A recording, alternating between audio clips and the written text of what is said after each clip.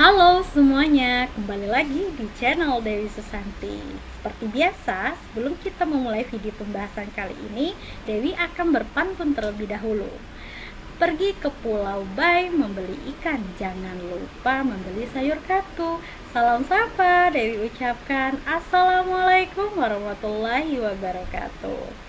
Sebelumnya, perkenalkan saya Dewi Susanti, NPM A2A022028, Program Studi Pendidikan Bahasa Indonesia.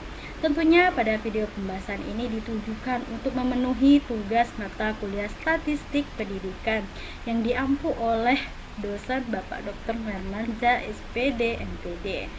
Nah, pada video pembahasan kali ini kita akan membahas apa sih? Nah, pada video pembahasan kali ini kita akan membahas mengenai pengujian perbedaan dua parameter rata-rata. Nah, untuk menguji hipotesisnya itu kita menggunakan statistik uji T ya. Nah, persyaratan dalam analisis yang harus dipenuhi itu apa saja? Yaitu penempatan subjek dalam kelompok-kelompok yang akan diuji itu harus dipilih secara acak ya, dan tentunya datanya itu harus normal ya dan homogen. Nah, dalam analisis ini ya, analisis perbedaan ini dibagi menjadi tiga apa saja ya. Yang pertama itu ada sampel bebas, yang kedua itu ada sampel tak bebas, dan yang ketiga itu ada sampel tak homogen ya. Nah, dalam uji perbedaan ini kita akan menggunakan uji T sampel bebas. Bagaimana langkah-langkahnya? Langsung saja kita akan aplikasikan langsung untuk uji T sampel bebas. Langkah pertama itu kita membuat datanya terlebih dahulu di SPSS karena kita menggunakan SPSS ya. Langsung saja kita buat datanya di SPSS. Nah, di sini kebetulan sudah Dewi buat ya. Sini ada par 001 dan par 002. Di bagian par 001 ini adalah hasil tes ya. Dan di par 002 ini adalah kelompoknya. Nah, di sini akan kita rubah ya nama variabelnya. Tinggal kita klik variabel view. Nah, di bagian name, nah di par 001 ini kemudian kita rubah menjadi hasil tes ya, kita rubah menjadi hasil tes. Kemudian di par 002 kita rubah menjadi kelompok ya. Nah ya, coba kita lihat data view. Nah, ini sudah berubah ya. Nah, karena masih ada banyak angka di belakang koma, agar terlihat lebih minimalis dan memudahkan kita dalam membaca data, maka di bagian desimal ini kita rubah menjadi 0 ya. Kita rubah semua menjadi 0.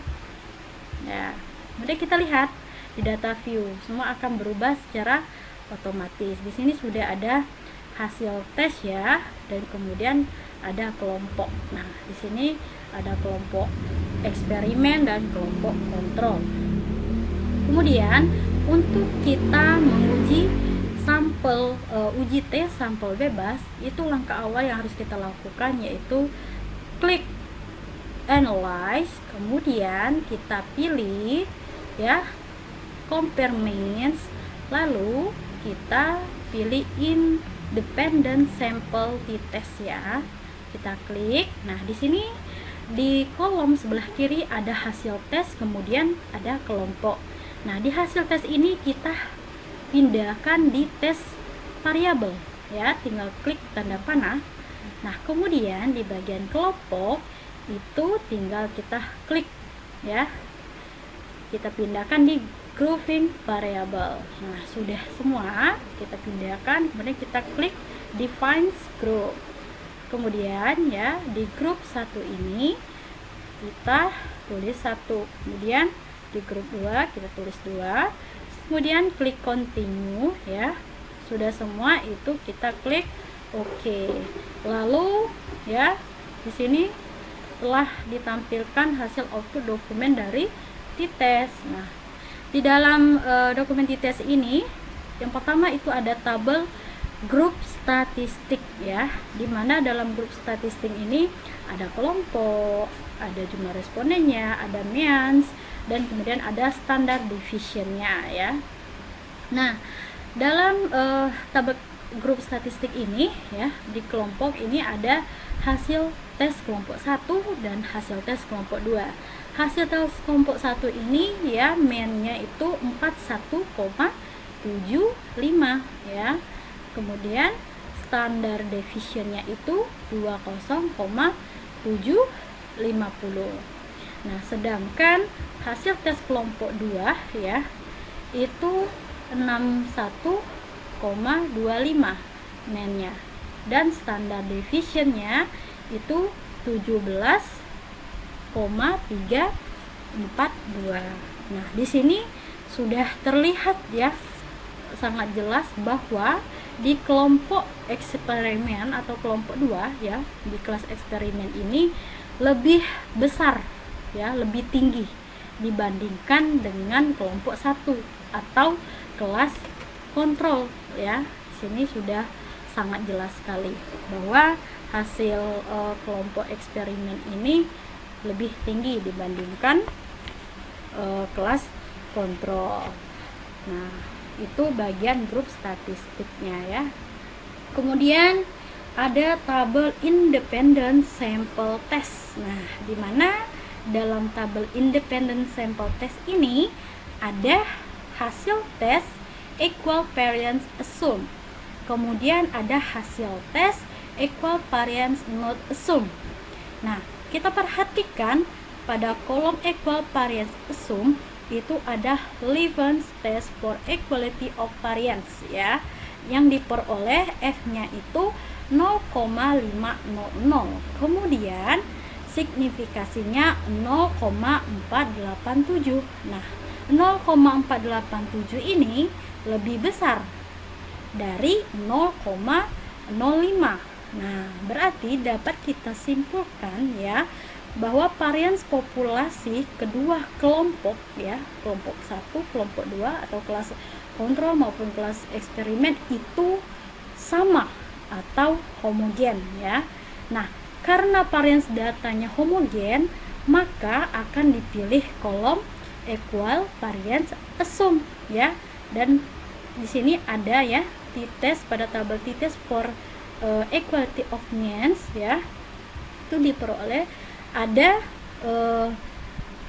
harga T-nya itu min 2 ya, T-testnya itu min 2,498. Kemudian DF-nya itu 22. Kemudian signifikasi atau p-value-nya itu 0,20. Nah, 0,20 ini ya, kemudian kita bagi 2, maka hasilnya itu ada hasilnya 0,010.